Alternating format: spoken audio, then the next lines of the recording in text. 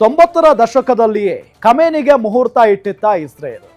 Khamenei ಇರಾನ್ನ ಸರ್ವೋಚ್ಚ ಅಧಿಕಾರಿ, ಇರಾನ್ನ ಆಳ್ತಾ ಇರುವಂತ ಸರ್ವೋಚ್ಚ ಅಧಿಕಾರಿ. ಆತನನ್ನ ಹೊಡೆದಾಕಬೇಕು ಅನ್ನೋದೇ ಈಗ ಇಸ್ರೇಲ್ನ ಪ್ರಮುಖವಾದಂತ ಟಾರ್ಗೆಟ್. ಆದ್ರೆ ಆತ ಬಂಕರ್ನಲ್ಲಿ ಅಡಗಿ ಕೂತಿದ್ದಾನೆ, ಯಾರ ಕಣ್ಣಿಗೂ ಬೀಳುತ್ತಾ ಇಲ್ಲ. ಆತನನ್ನ ಹೊಡೆಯೋದಕ್ಕೆ ಇದೇ ಮೊದಲ ಬಾರಿಗೆ ಪ್ಲಾನ್ ನಡೀತಾ ಇಲ್ಲ.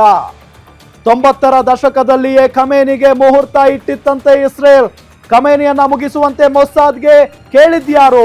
ಪ್ಯಾರಿಸ್ನಲ್ಲಿ ಮೊಸ್ಸಾದ್ ಇಟ್ಟ ಮುಹೂರ್ತ ಫೇಲ್ ಆಗಿದ್ಯಾಕೆ? 90ರ ದಶಕದಲ್ಲಿಯೇ ಖಮೇನಿಗೆ ಮುಹೂರ್ತ ಇಟ್ಟಿತ್ತ ಇಸ್ರೇಲ್. ಹಾಗಾದ್ರೆ ಅಯಾತೊಲ್ಲಾ ಖಮೇನಿ ಹತ್ಯೆಗೆ ಪ್ಲಾನ್ ಮಾಡಿತ್ತ ಮೊಸ್ಸಾದ್, ಇಸ್ರೇಲ್ನ ಗುಪ್ತಚರ ಸಂಸ್ಥೆ. ಏಕಾಏಕಿ ಪ್ಲಾನ್ ನಿಂದ ಹಿಂದೆ ಸರಿದಿದ್ದು ಯಾಕೆ? ಖಮೇನಿಯನ್ನ ಮುಗಿಸುವಂತೆ ಮೊಸ್ಸಾದ್ಗೆ ಹೇಳಿದ್ದು ಯಾರು? ಪ್ಯಾರಿಸ್ನಲ್ಲಿ ಮೊಸ್ಸಾದ್ ಇಟ್ಟ ಮುಹೂರ್ತ ಫೇಲ್ ಆಗಿದ್ಯಾಕೆ? ಈಗ ಇಸ್ರೇಲ್ ಮತ್ತು ಇರಾನ್ನ ನಡುವೆ ಭೀಕರವಾದಂತ ಯುದ್ಧ ನಡೀತಾ ಇದೆ. ಬಹಳ ಪ್ರಮುಖವಾಗಿ ಅಣು ಬಾಂಬ್ ಇರಾನ್ನಲ್ಲಿ ತಯಾರಾಗಬಾರ್ದು, ಅದು ಇಸ್ರೇಲ್ನ ಉದ್ದೇಶ. ಹಾಗಾಗಿ ನಿರಂತರವಾಗಿ ದಾಳಿಯನ್ನ ಮಾಡ್ತು ಇಸ್ರೇಲ್. ಅದಕ್ಕೆ ಪ್ರತಿ ದಾಳಿಯನ್ನ ಕೂಡ ಇರಾನ್ ಮಾಡ್ತಾ ಇದೆ. ಇದೆಲ್ಲದರ ಜೊತೆಗೆ ಅಲ್ಲಿ ನಡೀತಾ ಇದೆ ಸರ್ವಾಧಿಕಾರಿ ಅದು ಅಂದ್ರೆ ಅಲ್ಲಿನ ಅಯಾತೊಲ್ಲಾ ಖಮೇನಿ. ಆತನನ್ನ ಮುಗಿಸಿಬಿಟ್ರೆ ಅಲ್ಲಿ ಪ್ರಜಾಪ್ರಭುತ್ವ ಸ್ಥಾಪನೆಯಾಗುತ್ತೆ. ಪ್ರಜಾಪ್ರಭುತ್ವ ಸ್ಥಾಪನೆ ಆದ್ರೆ ಇಸ್ರೇಲ್ಗೆ ಯಾವುದೇ ರೀತಿಯಾದಂತಹ ತೊಂದರೆ ಆಗೋದಿಲ್ಲ. ಖಮೇನಿಯ ಶತ್ರುಗಳು ಯಾರಿದಾರಲ್ಲ ಅವರೆಲ್ಲ ಇಸ್ರೇಲ್ಗೆ ಮಿತ್ರರು. ಅವರನ್ನ ಅಧಿಕಾರಕ್ಕೆ ತಂದಿದ್ದೇ ಆದ್ರೆ ಇರಾನ್ ಮತ್ತು ಇಸ್ರೇಲ್ನ ಸಂಬಂಧ ಚೆನ್ನಾಗಿರುತ್ತೆ. ಅದಕ್ಕಿಂತ ಹೆಚ್ಚಾಗಿ ಇರಾನ್ನಿಂದ ಇಸ್ರೇಲ್ಗೆ ಯಾವುದೇ ರೀತಿಯಾದಂತಹ ತೊಂದರೆ ಆಗೋದಿಲ್ಲ. ಇದೇ ಬಹಳ ಪ್ರಮುಖವಾದಂತಹ ಟಾರ್ಗೆಟ್. ಜೊತೆಗೆ ಈ ಇರಾನ್ನ ಸರ್ವೋಚ್ಚ ಅಧಿಕಾರಿ ಅಯಾತೊಲ್ಲಾ ಖಮೇನಿಯನ್ನ ಈಗ ಮುಗಿಸಲೇಬೇಕು ಅಂತ ಹೇಳಿ ಇಸ್ರೇಲ್ ಮತ್ತು ಅಮೆರಿಕ ಪಣ ತೊಟ್ಟಿದ್ವು. ಅಮೆರಿಕ ಒಂದು ಹೆಜ್ಜೆ ಹಿಂದೆ ಇಟ್ಟಿದೆ, ಶಾಂತಿ ಮಾತುಕತೆಗೆ ಬಂದಿರುವುದು. ಆದ್ರೆ ಇಸ್ರೇಲ್ನ ಆ ಒಂದು ಗುರಿ ಇನ್ನೂ ಕೂಡ ಮುಗಿದಿಲ್ಲ, ಆ ಒಂದು ಟಾರ್ಗೆಟ್ ಇನ್ನೂ ಇದ್ದೇ ಇದೆ. ಇದೆಲ್ಲದರ ನಡುವೆ ಗೊತ್ತಾಗ್ತಾ ಇರುವಂತಹ ಸಂಗತಿ, ಈ ಹಿಂದೇನು ಅಯಾತೊಲ್ಲಾ ಖಮೇನಿಯನ್ನ ಮುಗಿಸೋದಕ್ಕೆ ಇಸ್ರೇಲ್ ಮುಹೂರ್ತ ಇಟ್ಟಿತ್ತು ಅಂತ ಹೇಳಲಾಗ್ತಾ ಇದೆ. ಇಸ್ರೇಲ್ನ ಗುಪ್ತಚರ ಸಂಸ್ಥೆ ಇದೆಯಲ್ಲ ಮೊಸ್ಸಾದ್ಗೆ ಹೇಳಿ ಅಟ್ಯಾಕ್ ಮಾಡಬೇಕು ಅಂತ ಹೇಳಿ ಕರೆಯನ್ನ ಮಾಡಿತ್ತಂತೆ ಇದೇ ಇಸ್ರೇಲ್. ಆದ್ರೆ ಆಗ ಫೇಲ್ ಆಗಿತ್ತು ಆ ಒಂದು ಸ್ಕೆಚ್. 1991ರಲ್ಲಿಯೇ ಅಯಾತೊಲ್ಲಾ ಖಮೇನಿಗೆ ಫಿಕ್ಸ್ ಆಗಿತ್ತು ಮುಹೂರ್ತ. ನೋಡಿ, 1991ರಲ್ಲಿಯೇ ಇದೇ ಸರ್ವೋಚ್ಚ ಅಧಿಕಾರಿ, ಇರಾನ್ನ ಸರ್ವೋಚ್ಚ ಅಧಿಕಾರಿ ಅಯಾತೊಲ್ಲಾ ಖಮೇನಿಯನ್ನ ಮುಗಿಸ್ಬೇಕು ಅಂತ ಹೇಳಿ ಮುಹೂರ್ತವನ್ನ ಫಿಕ್ಸ್ ಮಾಡಲಾಗಿತ್ತು. ಆದ್ರೆ ಆ ಒಂದು ಮುಹೂರ್ತ ಫೇಲ್ ಆಗಿತ್ತು. ಎಲ್ಲ ರೀತಿಯಾದಂತ ತಯಾರಿ ಮಾಡಿಕೊಂಡಿತ್ತು ಮೊಸ್ಸಾದ್. ಅಯಾತೊಲ್ಲಾ ಖಮೇನಿಯನ್ನ ಮುಗಿಸಲೇಬೇಕು ಅಂತ ಹೇಳಿ ಇಸ್ರೇಲ್ನ ಗುಪ್ತಚರ ಸಂಸ್ಥೆ ಮೊಸ್ಸಾದ್ ಎಲ್ಲ ರೀತಿಯಾಗಿ ತಯಾರಿಯನ್ನ ಮಾಡಿಕೊಂಡಿತ್ತು. ಎಲ್ಲ ರೀತಿಯ ತಯಾರಿಯನ್ನ ಮಾಡಿಕೊಂಡ್ರು ಕೂಡ ಮುಂದೇನಾಯ್ತು? ಅಯಾತೊಲ್ಲಾ ಖಮೇನಿಯನ್ನ ಹೊಡೆದಾಕ್ತಾ ಅಥವಾ ಏನಾದ್ರೂ ಗಂಭೀರವಾಗಿ ಗಾಯ ಮಾಡ್ತಾ ಆತನಿಗೆ? ಇಲ್ಲ. ಎಲ್ಲ ರೀತಿಯಾದಂತಹ ತಯಾರಿಯನ್ನ ಮಾಡಿಕೊಂಡ್ರು ಕೂಡ ಅದು ವಿಫಲವಾಯಿತು. ಖಮೇನಿ ಹತ್ಯೆಗೆ ಮನವಿ ಮಾಡಿಕೊಂಡಿದ್ದ ಶಹಪೌರ್ Bakhtiyar ಯಾರಾಗಾದ್ರೆ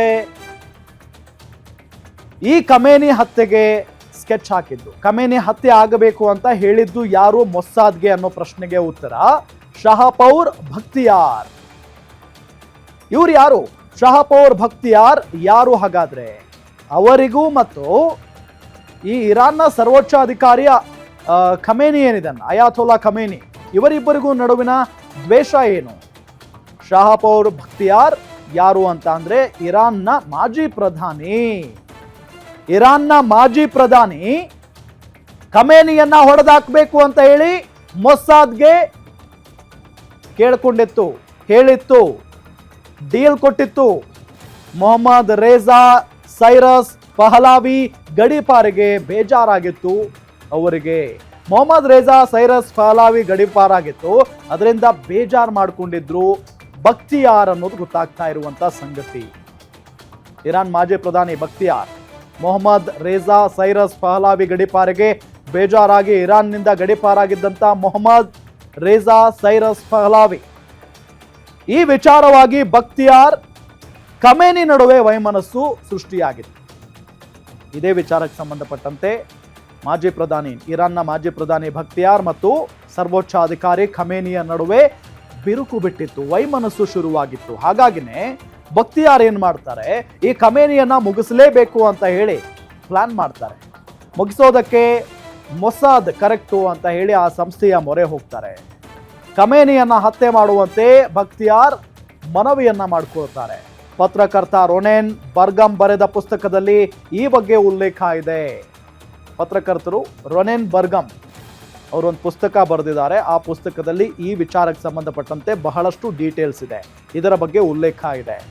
rice and kill first ಪುಸ್ತಕದಲ್ಲಿ ಉಲ್ಲೇಖ ಆಗಿರುವುದು. ರೈಸ್ ಆ್ಯಂಡ್ ಕಿಲ್ ಫಸ್ಟ್ ಪುಸ್ತಕ, ಆ ಪತ್ರಕರ್ತರು ಬರೆದಿದ್ದಂಥ ಪುಸ್ತಕ, ಅದರಲ್ಲಿ ಉಲ್ಲೇಖ ಆಗಿದೆ. ಪ್ಯಾರಿಸ್ ಏರ್ಪೋರ್ಟ್ನಲ್ಲಿ ಖಮೇನಿಯನ್ನ ಮುಗಿಸೋದಕ್ಕೆ ಎಲ್ಲ ರೀತಿಯಾದಂಥ ಪ್ಲಾನ್ ಇರುತ್ತೆ. ಪ್ಯಾರಿಸ್ನ ಏರ್ಪೋರ್ಟ್ನಲ್ಲಿ ಖಮೇನಿಯನ್ನ ಮುಗಿಸಬೇಕು ಅಂತ ಹೇಳಿ ಮೊಸಾದ್ ಎಲ್ಲ ರೀತಿಯಾದಂಥ ಸ್ಕೆಚನ್ನು ರೆಡಿ ಮಾಡ್ಕೊಂಡಿರುತ್ತೆ, ಎಲ್ಲ ರೀತಿಯಾಗಿ ಪ್ಲಾನ್ ಮಾಡ್ಕೊಂಡಿರುತ್ತೆ. ಆದರೆ ಕೊನೆಗಳಿಗೆಯಲ್ಲಿ ಮೊಸಾದ್ ಹಿಂದೆ ಸರಿಯುತ್ತೆ. ಖಮೇನಿಯನ್ನ ಹೊಡೆದಾಕಬೇಕು ಅಂತ ಪ್ಲಾನ್ ಮಾಡಿದ್ದಂಥ ಮೊಸಾದ್ ಕೊನೆಗಳಿಗೆಯಲ್ಲಿ ಇನ್ನೇನು ಹೊಡೆದಾಕಬೇಕು ಅನ್ನೋ ನಿಟ್ಟಿನಲ್ಲಿ ಸಮಯ ಬಂದಾಗ ಹಿಂದೆ ಸರಿದು ಬಿಡುತ್ತೆ. ಮೊಸಾದ್ ಹಿಂದೆ ಸರಿದಿದ್ದಕ್ಕೆ ಇನ್ನೂ ಕಾರಣಗಳು ಅಸ್ಪಷ್ಟ. ಯಾಕೆ ಮೊಸಾದ್ ಖಮೇನಿಯನ್ನ ಹೊಡೆದು ಹಾಕಲಿಲ್ಲ? ಮೊಸಾದ್ ಹಿಂದೆ ಸರಿಯೋದಕ್ಕೆ ಕಾರಣ ಏನು? ಆ ಕಾರಣಗಳು ಇನ್ನೂ ಕೂಡ ಸಿಕ್ಕಿಲ್ಲ, ಅಸ್ಪಷ್ಟವಾಗಿದ್ದಾವೆ. ಯಾರಾದರೂ ಬೇಡ ಅಂದ್ರ, ಅಥವಾ ಈ ವಿಚಾರ ಖಮೇನಿಗೆ ಗೊತ್ತಾಗಿ ಅವರು ತಪ್ಪಿಸ್ಕೊಂಡ್ರ? ಸಹಜವಾದಂಥ ಪ್ರಶ್ನೆಗಳು ಇದ್ದೇ ಇದ್ದಾವೆ. ಆದರೆ 1991ರಲ್ಲಿ ಫಿಕ್ಸ್ ಆಗಿದ್ದಂಥ ಮುಹೂರ್ತ ಮಾತ್ರ ಫೇಲ್ ಆಗಿದೆ. ಇಸ್ರೇಲ್ ಮತ್ತು ಖಮೇನಿ ನಡುವೆ ದ್ವೇಷ, ವೈಮನಸ್ಸು ಇದ್ದೇ ಇದೆ ಯಾವಾಗಲೂ ಕೂಡ. ಆದರೆ ಇಲ್ಲಿ ಅಯಾತೊಲ್ಲಾ ಖಮೇನಿಯನ್ನ ಮುಗಿಸಬೇಕು ಅಂತ ಹೇಳಿ ಪ್ಲಾನ್ ಮಾಡಿದ್ದು, ಸ್ಕೆಚ್ ಹಾಕಿದ್ದು ಬೇರೆ ಯಾರೂ ಅಲ್ಲ, ಇರಾನ್ನ ಮಾಜಿ ಪ್ರಧಾನಿ ಬಕ್ತಿಯಾರ್. ಇರಾನ್ನ ಮಾಜಿ ಪ್ರಧಾನಿ ಬಕ್ತಿಯಾರ್ ಪ್ಲಾನ್ ಮಾಡಿ ಮೊಸಾದ್ಗೆ ಡೀಲ್ ಕೊಟ್ಟಿದ್ರು. ಆದರೆ ಎಲ್ಲ ರೀತಿಯಾದಂಥ ಪ್ಲಾನ್ ಮಾಡಿಕೊಂಡಿದ್ದಂಥ ಮೊಸಾದ್ ಏಕಾಏಕಿಯಾಗಿ ಖಮೇನಿ ಹತ್ಯೆ ಮಾಡೋದು ಬೇಡ ಅಂತ ಹೇಳಿ ಹಿಂದೆ ಸರಿದು ಬಿಡುತ್ತೆ. ಎಲ್ಲ ರೀತಿಯಾಗಿ ತಯಾರಿ ಮಾಡಿಕೊಂಡು ಮೊಸಾದ್ ಯಾಕೆ ಹಿಂದೆ ಸರಿತು, ಯಾಕೆ ಆತನನ್ನ ಹತ್ಯೆ ಮಾಡಲಿಲ್ಲ ಆ ದಿನ? ಇದಕ್ಕೆ ಉತ್ತರ ಮಾತ್ರ ಇದುವರೆಗೂ ಸಿಕ್ಕಿಲ್ಲ. ಕಾರಣಗಳನ್ನ ಹುಡುಕ್ತಾ ಹೋದ್ರೆ ಸ್ಪಷ್ಟವಾದಂಥ ರೀಸನ್ಸ್ಗಳು ಇದುವರೆಗೂ ಸಿಗ್ತಾ ಇಲ್ಲ, ಅಸ್ಪಷ್ಟವಾದಂಥ ಕಾರಣಗಳೇ ಇದ್ದಾವೆ. ಸೊ ಇದುವರೆಗೂ ಕೂಡ ಖಮೇನಿಯನ್ನ ಮುಟ್ಟೋದಕ್ಕೆ ಸಾಧ್ಯ ಆಗ್ತಾ ಇಲ್ಲ ಯಾರಿಗೂ. ಸರ್ವೋಚ್ಚ ಅಧಿಕಾರಿಯಾಗಿ ಬೆಳೆದು ನಿಂತಿದ್ದಾರೆ ಅಯಾತೊಲ್ಲಾ ಖಮೇನಿ. ಇಡೀ ಇರಾನ್ನ ಆಡಳಿತ ಅವರ ಕೈಯಲ್ಲಿದೆ. ಅವರೇನ್ ಹೇಳ್ತಾರೋ ಅದೇ ಇರಾನ್ನಲ್ಲಿ ನಡೆಯೋದು. ಸೊ ಇದೆಲ್ಲದರ ನಡುವೆ ಈಗ ಇದೇ ಅಯಾತೊಲ್ಲಾ ಖಮೇನಿಯನ್ನ ಇಸ್ರೇಲ್ ಟಾರ್ಗೆಟ್ ಮಾಡಿಕೊಂಡಿದೆ. ಅಯಾತೊಲ್ಲಾ ಖಮೇನಿಯನ್ನ ಹತ್ಯೆ ಮಾಡೇ ತೀರ್ತೀವಿ ಅನ್ನೋ ನಿಟ್ಟಿನಲ್ಲಿ ಶಪಥ ಮಾಡಿರುವುದು ಇಸ್ರೇಲ್. ಇದೆಲ್ಲದರ ನಡುವೆ ಅಮೆರಿಕ ಕೂಡ ಇಸ್ರೇಲ್ ಜೊತೆಗೆ ಕೈ ಜೋಡಿಸಿತ್ತು, ಆದರೆ ಅದು ಸಾಧ್ಯ ಆಗಲಿಲ್ಲ.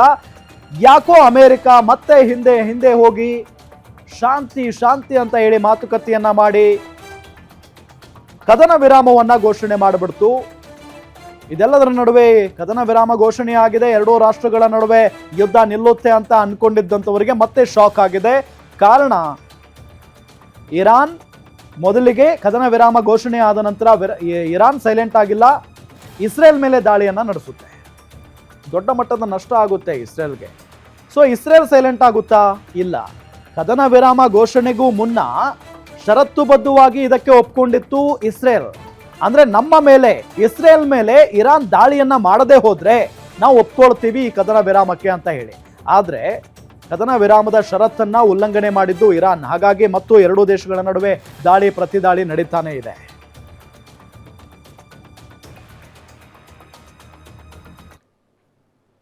ಇದೆಲ್ಲದರ ನಡುವೆ ಈಗ ಮತ್ತೊಂದು ಸುದ್ದಿ. ಫ್ರಾನ್ಸ್ ಸ್ಟ್ರೀಟ್ ಮ್ಯೂಸಿಕ್ ಫೆಸ್ಟಿವಲ್ನಲ್ಲಿ ಸಿರಿಂಜ್ ದಾಳಿಯಾಗಿದೆ. 145ಕ್ಕೂ ಹೆಚ್ಚು ಮಹಿಳೆಯರು ಮತ್ತು ಅಪ್ರಾಪ್ತ ಬಾಲಕಿಯರಿಗೆ ಇಂಜೆಕ್ಷನ್ ಮಾಡಲಾಗಿದೆ. ಗಂಭೀರವಾದಂತಹ ವಿಚಾರ ಇದು. ನೋಡಿ, 145ಕ್ಕೂ ಹೆಚ್ಚು ಮಹಿಳೆ ಮತ್ತು ಅಪ್ರಾಪ್ತ ಬಾಲಕಿಯರಿಗೆ ಇಂಜೆಕ್ಷನ್ ಅನ್ನ ಮಾಡಿರೋದು. ಮಹಿಳೆಯರು ಮತ್ತು ಬಾಲಕಿಯರೇ ಇಲ್ಲಿ ಟಾರ್ಗೆಟ್ ಆಗಿದ್ದಾರೆ. ಯಾಕೆ? ಡ್ಯಾನ್ಸ್ ಶೋ ನಡೀತಾ ಇತ್ತು. ಡ್ಯಾನ್ಸ್ ಶೋನಲ್ಲಿ ನಡೆದ ವಿಚಿತ್ರ ಕೇಸ್ ಕಂಡು ಜಗತ್ತೇ ಶಾಕ್ ಆಗಿದೆ. ಇಂಜೆಕ್ಟ್ ಮಾಡಿದ್ದಾರೆ ಮಹಿಳೆಯರಿಗೆ ಮತ್ತು ಅಪ್ರಾಪ್ತ ಬಾಲಕಿಯರಿಗೆ. ಮಹಿಳೆಯರಿಗೆ ಇಂಜೆಕ್ಷನ್ ಚುಚ್ಚಿದ್ದಾರೆ ಕಿಡಿಗೇಡಿಗಳು. ಫ್ರೆಂಚ್ ಪೊಲೀಸರಿಂದ 12ಕ್ಕೂ ಹೆಚ್ಚು ಜನರನ್ನ ಈಗಾಗಲೇ ಅರೆಸ್ಟ್ ಮಾಡಲಾಗಿದೆ, ವಿಚಾರಣೆಗೆ ಒಳಪಡಿಸಲಾಗಿದೆ. ಇಂಜೆಕ್ಷನ್ ಚುಚ್ಚಿದ ನಂತರ ನೂರಾರು ಮಹಿಳೆಯರು ಅಸ್ವಸ್ಥರಾಗಿದ್ದಾರೆ. ವಾಂತಿ, ಅಸ್ವಸ್ಥತೆ, ಪ್ರಜ್ಞೆ ತಪ್ಪಿ ಬಿದ್ದಿದ್ದಾರೆ ನೂರಾರು ಮಹಿಳೆಯರು. ಫ್ರಾನ್ಸ್ನಲ್ಲಿ ನಡೀತಾ ಇದ್ದಂಥ ಸ್ಟ್ರೀಟ್ ಡ್ಯಾನ್ಸ್ ಹಬ್ಬದಲ್ಲಿ ಈ ರೀತಿಯಾದಂಥ ಘಟನೆ ಆಗಿರೋದು. GHB ಮುಖೇನ ಮನಸ್ಸಿನ ಮೇಲೆ ಗಂಭೀರ ಪರಿಣಾಮ ಬೀರಿದೆ. ಈಗ ಈ ಇಂಜೆಕ್ಟ್ ಮಾಡಿರೋದ್ರಿಂದ ಮಹಿಳೆಯರು ಮತ್ತು ಅಪ್ರಾಪ್ತ ಬಾಲಕಿಯರ ಮನಸ್ಸಿನ ಮೇಲೆ ಗಂಭೀರವಾದಂಥ ಪರಿಣಾಮ ಬೀರಿದೆ. 370ಕ್ಕೂ ಹೆಚ್ಚು ಮಂದಿ ವಿಚಾರಣೆ ಬಳಿಕ 12 ಮಂದಿಯನ್ನ ಅರೆಸ್ಟ್ ಮಾಡಲಾಗಿದೆ. ಹಾಗಾದ್ರೆ ಇಂಜೆಕ್ಷನ್ ಯಾಕೆ ಚುಚ್ಚಿದ್ರು?